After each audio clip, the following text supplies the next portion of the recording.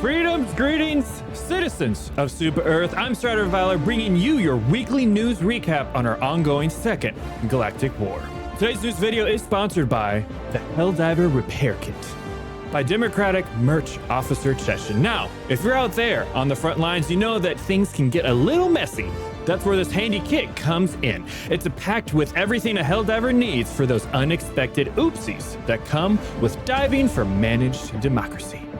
You've got your combat boo-boo patches, perfect for when you've taken a hit but still want to look fabulous. Then there's the dual-use disinfectant fluid, because who doesn't want to clean up after a bug battle and sanitize their snacks? Cheers to that. And let's not forget the combat stress neutralizer, ideal for when your nerves are shot after a close encounter with a swarm of terminids. Oh, and if things get really wild, you'll appreciate the rapid limb reattachment adhesive, because there's nothing says ready for battle like having all your arms and legs in the right place. And last but not least, the projectile remover, perfect for those little souvenirs you might collect during your missions. Just remember, if it's sticking out, it probably shouldn't be. So optimize your underpants and gear up with the Helldiver Repair Kit, because when you're diving deep behind enemy lines, you'll want to be prepared for anything. Next up, the Freedom Alliance was recently given a recognition from General Brasch and Jane Helldiver on the recent patch to all Helldiver super destroyers, covered later in this video, and I must say that I was quite energized by it. And oh, well, here it is. General Brasch and Jane Helldiver to award Patriotic Medal for Excellence and Patriotism to the members of the Freedom Alliance. Due to budget cuts, these brave Helldivers will receive an extra 3 seconds of R&R, which has now been used reading this note. Get back to work, Helldivers. Now, before we dive into more updates, let's take a moment of silence to honor the brave Helldivers who have fallen in battle.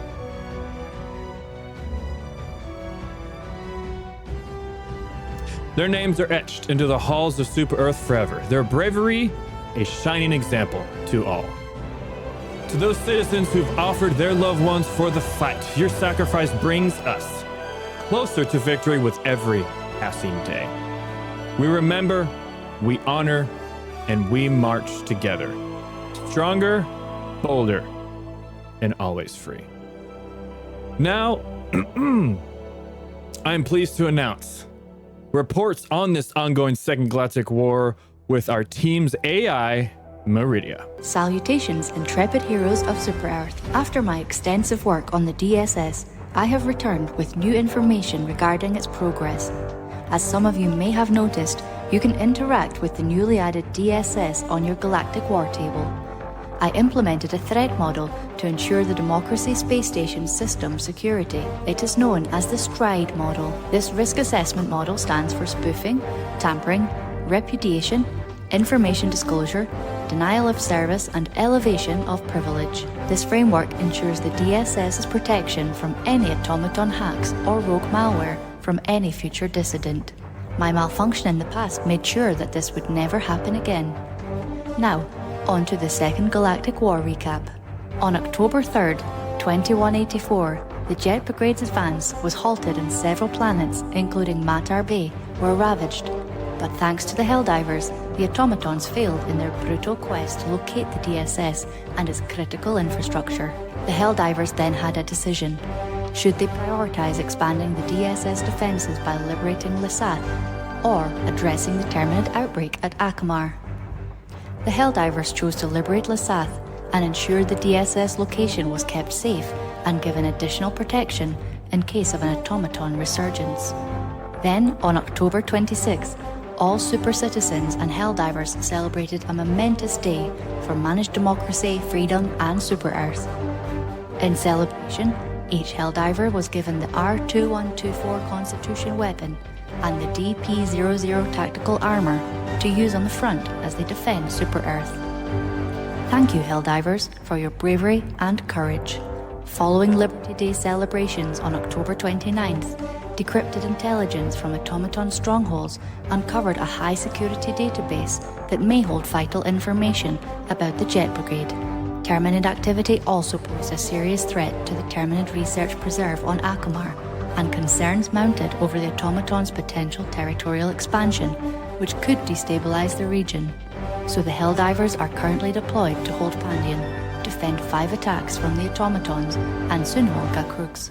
The Helldivers did successfully liberate Matar Bay. The Ministry of Defense is aware of the difficulty of this dynamic major order to Helldivers and Rangers SESF, but here at Strawman News, we believe you can accomplish this. May liberty speed your step, Helldivers. Back to you, Strider. Thank you, Meridia, for the second Galactic War recap. And I know all of us Rangers and Helldivers are happy to see you back. Now, patch 01.001.201 was released to all destroyers on October 29th, and it came with some great fixes, and I am about to give you a very brief summary. The Ministry of Truth resolved numerous top priority issues to enhance your gameplay experience. Key fixes include addressing crashes and soft locks, as well as major improvements in Helldiver performance. Notably, the infamous bug where encounters will not end has been fixed, along with accessibility issues regarding the Hivebreaker drill and mission terminals.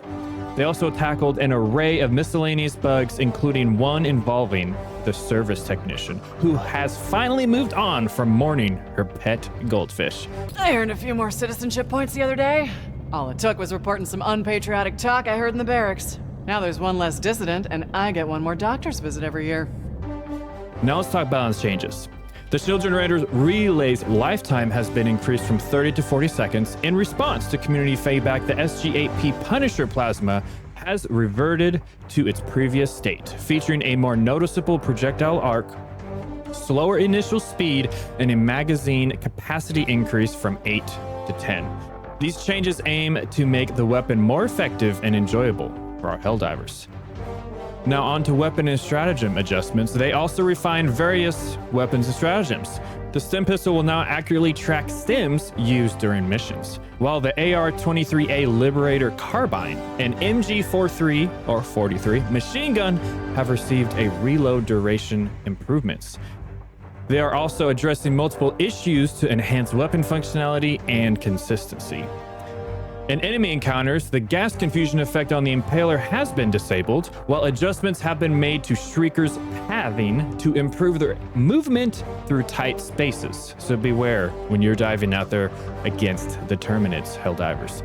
In mission-related news, High Command lowered the number of retrieve data objectives for automatons and adjusted the escape pod objective to be available on easier difficulties. Social functionality has seen significant improvements. Block players can no longer join your names, and issues with the social menu's responsiveness have been resolved. The Ministry of Defense also addressed invite-only game visibility on the Galactic War map. Now, more in-depth discussions are coming up in the QA after show with the Rangers SCSF, so stay tuned, everyone, for that. Well, super citizens, that's a wrap for our November 1st, Second Galactic War recap. This is StriderOfValor, your newscaster, signing off. Thank you, Rangers and Helldivers, for choosing us to be your Super Earth update network. And we want you to join us Tuesday and Thursday nights at 8 p.m. CST for drops wherever Super Earth requires. Our Discord link is below, and we would like to enlist you with our Rangers of Super Earth Special Forces. Drive safe and see you in the next news video. You are the best of the best. Live up to your name.